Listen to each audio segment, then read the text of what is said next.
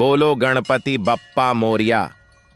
नमस्कार दोस्तों, सभी को गणेश चतुर्थी की हार्दिक शुभकामनाएं।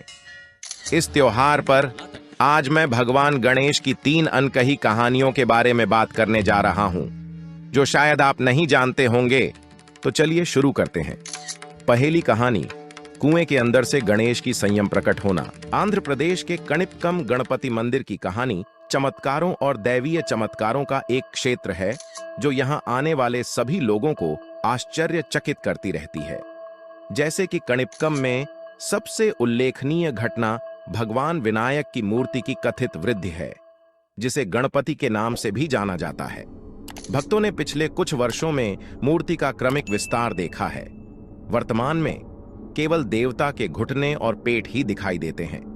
आश्चर्यजनक साक्ष्य लगभग 50 साल पहले एक समर्पित आत्मा द्वारा मूर्ति को चढ़ाए गए चांदी के कवचम में निहित है।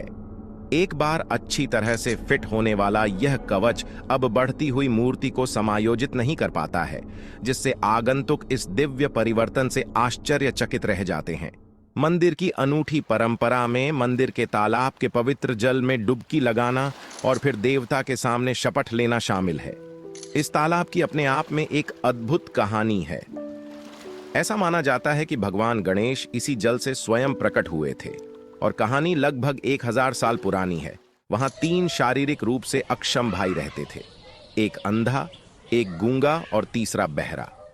वे विहारपुरी गांव के पास जमीन के एक छोटे से टुकड़े पर खेती करके मामूली जीवन व्यतीत करते थे। एक मनहूस दिन, जब एक भाई जमीन की सिंचाई कर रहा था, जबकि बाकी 2 एक कुएं से पानी भर रहे थे, उन्हें पता चला कि कुआं सूख गया है। एक भाई कुएं में उतरा और लोहे की कुदाल से खुदाई करने लगा। उन्हें यह देखकर आश्चर्य हुआ कि फावड़ा धरती की सतह के नीचे एक कठोर पत्थर जैसी वस्तु से टकराया और उसमें से खून निकलने लगा। जल्द ही रक्त कुएं के पानी में मिल गया, जिससे एक चमत्कारी परिवर्तन हुआ। पत्थर जैसी वस्तु भगवान गणेश की स्वयंभू मूर्ति निकली, जिससे ग्रामीण आश्चर्यचकित रह गए। इस दिव्य खोज से अभिभूत होकर ग्रामीणों ने स्वयं प्रकट मूर्ति को नारियल और हार्दिक प्रार्थनाएं अर्पित कीं। नारियल का पानी एक धारा में बहने लगा, जिसका नाम कणिपकम पड़ा, जहां कानी का अर्थ आर्द्र भूमि और पाकम का अर्थ आर्द्र भूमि में पानी का प्रवाह है। आज तक मूर्ति कुएं के भीतर अपने मूल स्थान पर बनी हुई है, और पवित्र कुएं का पानी कभी नहीं सूखता, जो दिव्य शक्ति की अमृता का प्रतीक है। कणिपकम के रहस्य को बाहुदा नदी भी बढ़ाती है, जो श्री वरसिद्ध विनायक मंदिर के पास बहती है। यह नदी सदियों पुरानी एक चमत्कारी कहानी समेटे हुए है। किंवदंती के अनुसार 2 भाई संखा और लिखिता कणिपकम की तीर्थ यात्रा पर निकले। उनकी कठिन यात्रा के दौरान भूख ने लिखिता को अनुमति के बिना पास के मैंग्रोव से एक आम तोड़ने के लिए मजबूर किया। कर्तव्य से बंधे हुए सांखा ने इस कृत्य की सूचना स्थानीय राजा को दी, जिसने लिखिता के अपराध के लिए उचित दंड देने का आदेश दिया। उसकी दोनों भुजाएं काट दी गईं। हालांकि कणिपक्कम पहुंचने और उसके पवित्र जल में डुबकी लगाने पर एक चमत्कारी घटना सामने आई। दोनों भाइयों को आश्चर्य हुआ जब लिखिता की कटी हुई भुजाएं चमत्कारिक ढंग से ठीक हो गईं। इस दैवीय हस्तक्षेप के सम्मान में नदी को बाहुदा के नाम से जाना जाने लगा, जिसका अर्थ है हथियार देने वाली। दूसरी कहानी, गजासुर का मस्तक और उसकी वरदान। गणेश जी का सिर भगवान शिव ने काट दिया था, और वह भगवान शिव के त्रिशूल की आग से पूरी तरह नष्ट हो गया।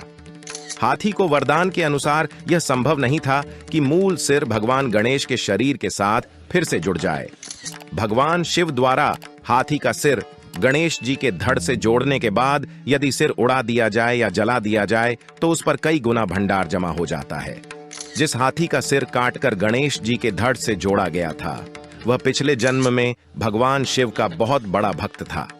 वह गजासुर नाम का एक राक्षस था, जो भगवान शिव का प्रबल भक्त था। उसने लंबी तपस्या की और अंततः भगवान शिव उसके सामने प्रकट हुए।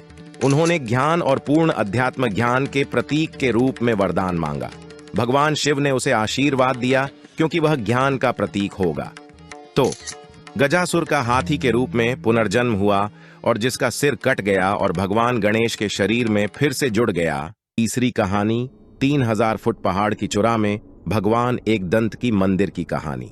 ढोलकल गणेश प्रतिमा छत्तीसगढ़ राज्य के बस्तर जिले के मैदानी इलाके में 3000 फीट की ऊंचाई पर स्थित है। आज भी इस 3 फीट की भव्य मूर्ति का रहस्य बना हुआ है। स्थानीय माओवादी आतंकवादी इस मंदिर को कई बार नष्ट करने की कोशिश कर रहे हैं, लेकिन ऐसा नहीं कर पा रहे हैं। यह मूर्ति ललितासन मुद्रा में विराजमान थी।